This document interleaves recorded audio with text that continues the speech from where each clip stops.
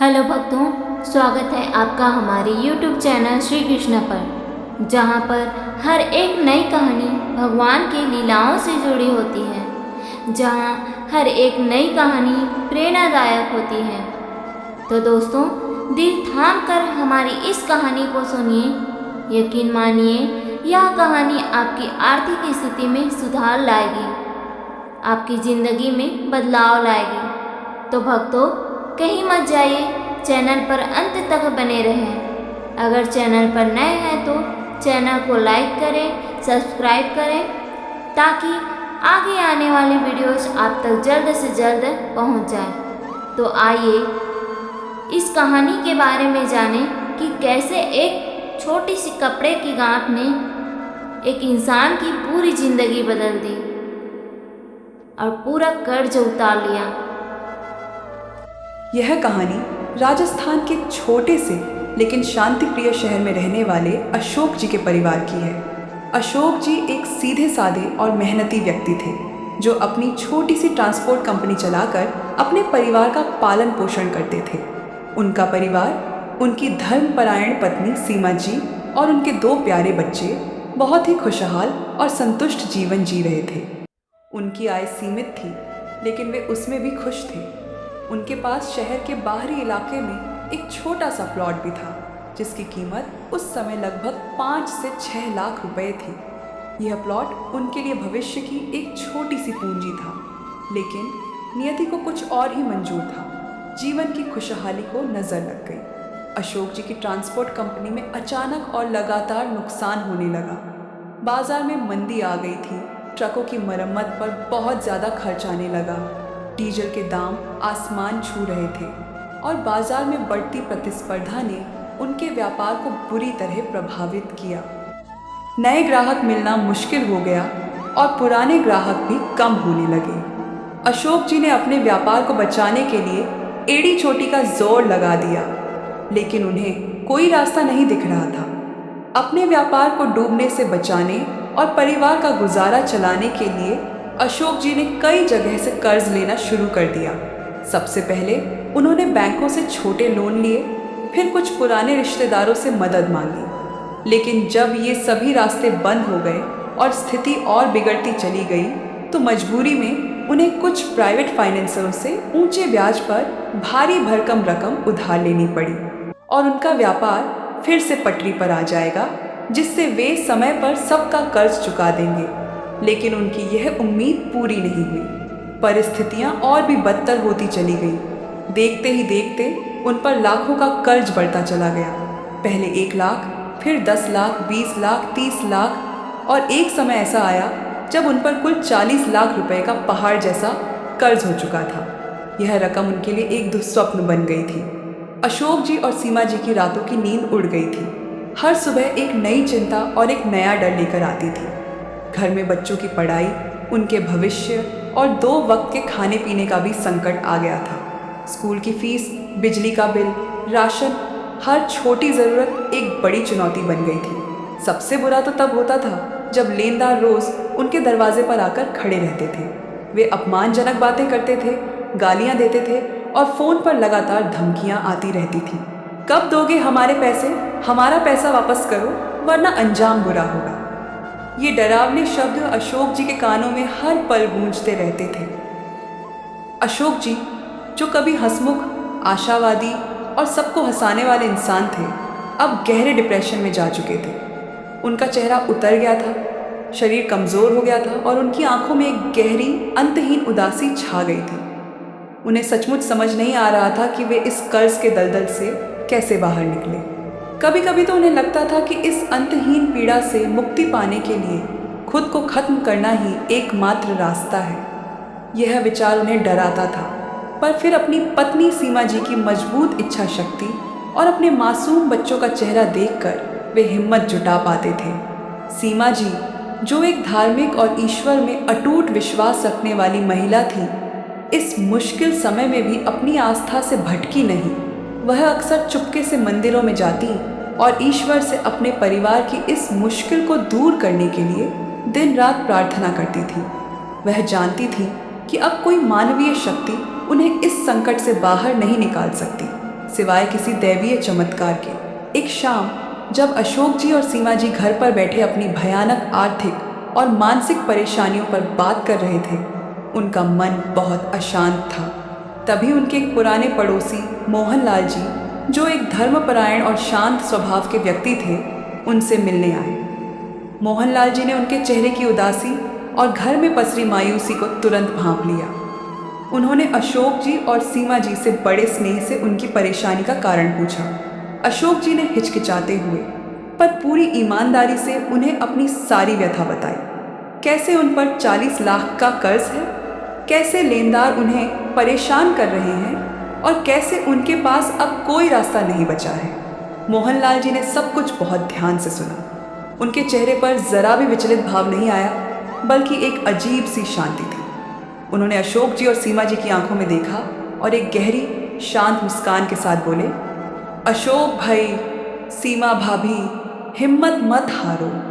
जब इंसान की सारी उम्मीदें खत्म हो जाती हैं ना, जब उसे लगता है कि अब कोई सहारा नहीं, तब ऊपर वाला ही कोई रास्ता दिखाता है।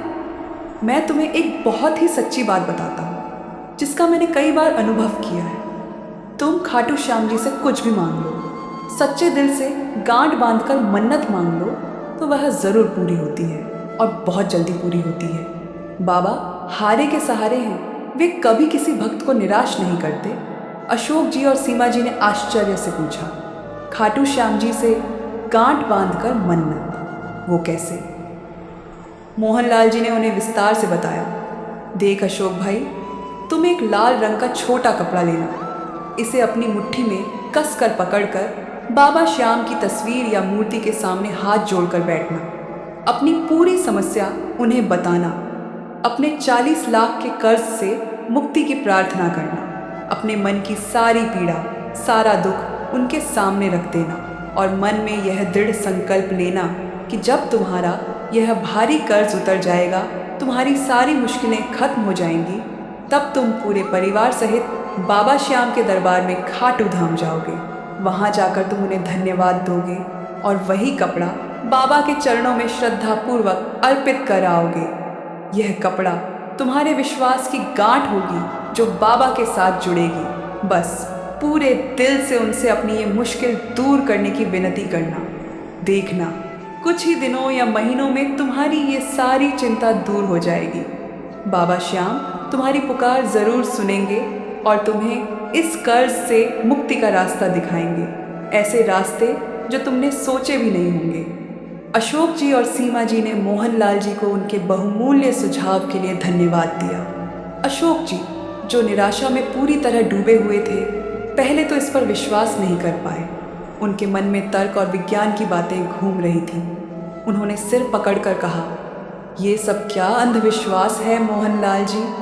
40 लाख का कर्ज सिर्फ एक कपड़े और मन्नत से कैसे उतर सकता है? हमने अपनी पूरी मेहनत लगा दी, सब कुछ करके देख लिया, हर तरफ से निराशा ही मिली है। पर सीमा जी का विश्वास अटूट था। उन्होंने मोहनलाल जी की बातों में आशा की किरण देख ली थी। उन्होंने अशोक जी को समझाया और कहा, देखिए जी, जब कोई रास्ता नहीं है, जब सारी उम्मीदें टूट चुकी हैं, जब हर तरफ से निराशा ही मिली है, तो एक बार यह उपाय करके देखने में क्या हर्ज है। यह उपाय हमें कोई नुकसान तो नहीं पहुंचाएगा, हमारी बची कुची पूंजी भी बर्बाद नहीं होगी। क्या पता बाबा श्याम ही हमारा आखिरी सहारा हो। अशोक जी ने अंततः सीमा जी के दृढ़ विश्वास के आगे हार मान ली, लेकिन उनके मन में अभी भी थोड़ा संदेह था, पर एक छोटी सी उम्मीद दिख रही थी। अगली 11 से सीमा जी ने मोहनलाल जी के बताए अनुसार उपाय शुरू कर दिया। वह सुबह जल्दी उठी, स्नान किया और पूरे मन से पूजा की तैयारी की।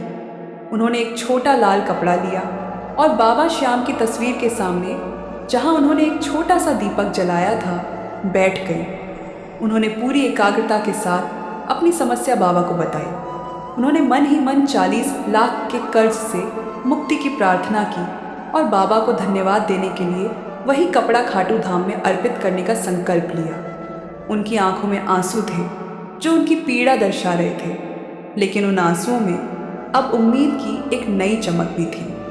यह प्रक्रिया उन्होंने पूरी श्रद्धा और नियम से की। हर 11 को वह यह अनुष्ठान करती। पहले कुछ दिनों और 11 तक तो कुछ खास फर्क नहीं पड़ा। लेनदार अभी भी दरवाजे पर आते थे। उनकी बातें कड़वी थी और आर्थिक तंगी जस की तस बनी हुई थी। अशोक जी का संदेह भी बरकरार था और कभी कभी वे सीमा जी से कहते थे कि इन सब से कुछ नहीं होगा, लेकिन सीमा जी ने हार नहीं मानी। उनका विश्वास हर गुजरते दिन और हर 11 के साथ और मजबूत होता गया। वह हर सुबह और शाम बाबा से प्रार्थना करती थी कि उनका कर्ज उतर जाए और उनके परिवार को शांति और खुशहाली वापस मिले। वह महसूस करती थी कि हर बार जब वह बाबा से बात करती हैं तो उनके मन का बोझ थोड़ा हल्का हो जाता है। उन्हें एक असीम शांति का अनुभव होने लगा था, मानो बाबा स्वयं उनके साथ हों। घर के माहौल में भी थोड़ी सकारात्मकता आने लगी थी। अशोक जी भी अब पहले की तरह हमेशा चिड़चिड़े नहीं रहते थे। और फिर एक दिन वह अकल्पनीय चमत्कार हुआ जिसकी उन्होंने कभी कल्पना भी नहीं की थी। एक ऐसा चमत्कार जिसने उनके जीवन की दिशा ही बदल दी। अशोक जी को उनके मोबाइल पर एक अप्रत्याशित फ़ोन आया। यह फ़ोन किसी प्रॉपर्टी डीलर का था जो उनके छोटे से प्लॉट के बारे में बात करना चाहता था। अशोक जी पहले तो हिचकिचाए क्योंकि वह प्लॉट शहर से काफ़ी बाहर था और उन्हें लगता था कि उसकी कीमत वही पुरानी 5 से 6 लाख रुपए होगी, जिससे उनका इतना बड़ा कर्ज तो क्या, उसका ब्याज भी नहीं उतरने वाला था। उन्होंने सोचा कि शायद कोई ग्राहक सस्ते में खरीदकर फ़ायदा उठाना चाहता होगा, लेकिन डीलर की अगली बात सुनकर अशोक जी के होश उड़ गए। डीलर ने उन्हें बताया कि हाल ही में सरकार ने उस क्षेत्र से एक नया नेशनल हाईवे निकालने का फैसला किया है। और सबसे हैरान करने वाली बात यह थी कि अशोक जी का छोटा सा प्लॉट जो कभी बेमोल लगता था, वह ठीक उस नए हाईवे के किनारे आ रहा था। यह सुनकर अशोक जी की सांसें अटक गईं। डीलर ने उन्हें बताया कि इस सरकारी घोषणा के बाद उस प्लॉट की कीमत रातों रात कई गुना बढ़ गई है। उसकी अनुमानित बाजार कीमत अब लगभग 60 लाख रुपए हो चुकी है। यह सुनते ही अशोक जी के हाथ से फ़ोन छूटने वाला था। उन्हें अपनी कानों पर विश्वास नहीं हो रहा था। 60 लाख रुपए, यह तो उनके 40 लाख के कर्ज से कहीं ज़्यादा था। यह एक ऐसा अवसर था जो पूरी तरह अप्रत्याशित था और ऐसे समय में आया था जब उन्हें इसकी सबसे ज़्यादा ज़रूरत थी, जब हर तरफ से सारे रास्ते बंद हो चुके थे। अशोक जी ने महसूस किया कि यह कोई महज संयोग नहीं था, कोई किस्मत का खेल नहीं था। यह निश्चित रूप से बाबा श्याम की ही असीम कृपा थी। उनकी पत्नी सीमा जी के अटूट विश्वास और उनकी सच्ची मन्नत का ही फल था। उनके शरीर में एक नई ऊर्जा का संचार हो गया। अशोक जी ने बिना देर किए तुरंत उस प्रॉपर्टी डीलर से मुलाकात की। डीलर ने बताया कि हाईवे परियोजना के कारण ऐसे प्लॉट्स की भारी मांग है। कुछ ही दिनों की बातचीत और कागजी कार्यवाही के बाद उस छोटे से प्लॉट का सौदा 60 लाख रुपए में तय हो गया।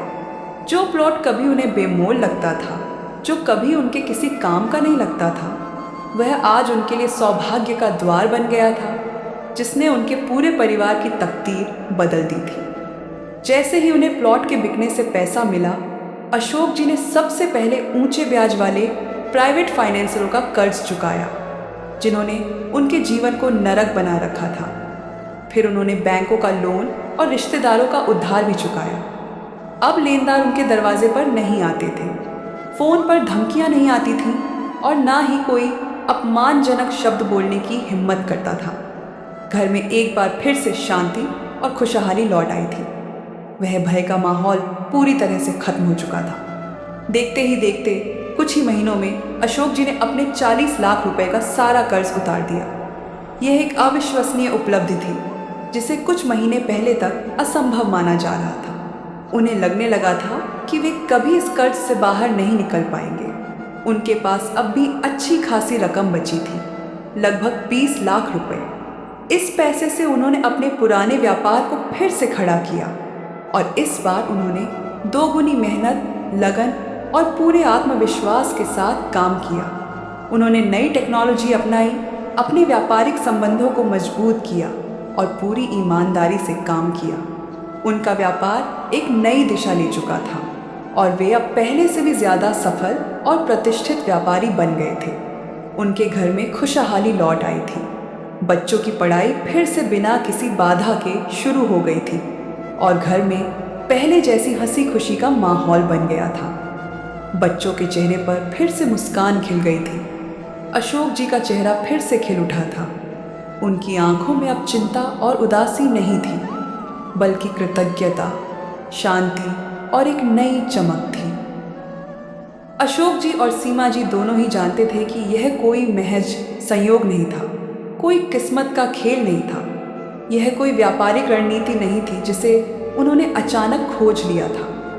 यह बाबा खाटू श्याम की ही असीम और अलौकिक कृपा थी, जो एक साधारण सी मन्नत और एक छोटे से प्लॉट के माध्यम से उन तक पहुंची थी और जिसे मोहनलाल जी ने उन्हें बताया था। उन्होंने बाबा श्याम का तहे दिल से धन्यवाद किया। अपने संकल्प के अनुसार उन्होंने बिना किसी देरी के पूरे परिवार के साथ खाटू धाम की यात्रा की। वहां उन्होंने बाबा के भव्य दरबार में प्रवेश किया, बाबा के पवित्र शीश के दर्शन किए और उनके चरणों में श्रद्धापूर्वक शीश झुकाया।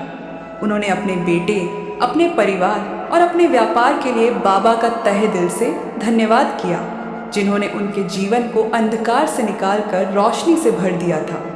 उन्होंने अपना वही लाल कपड़ा बाबा के चरणों में श्रद्धापूर्वक अर्पित किया, जो उनके अटूट विश्वास और बाबा की कृपा का प्रतीक था। उन्होंने बाबा के लिए एक बड़ा लंगर भी लगाया, जिसमें सैकड़ों भक्तों ने प्रसाद ग्रहण किया। तब से अशोक जी और उनका पूरा परिवार बाबा श्याम के परम भक्त बन गए।